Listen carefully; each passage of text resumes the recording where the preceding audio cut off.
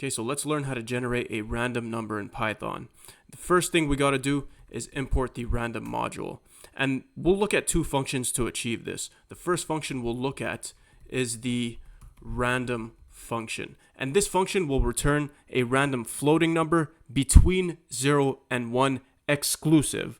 So we can get any floating number between 0 and 1. We can also get 0 as our random floating number, but we will not get 1 as our floating number. So if we go ahead and print A here, you can see we get this random floating number. If we keep running it, we'll get all these random floating numbers.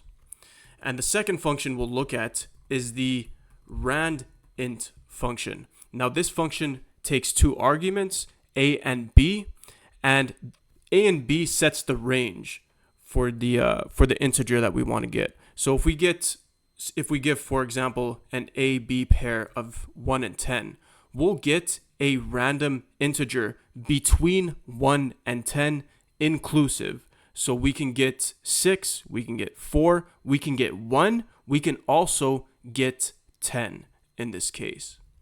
So if we go ahead and print B here, I'm going to go ahead and comment these two lines out over here.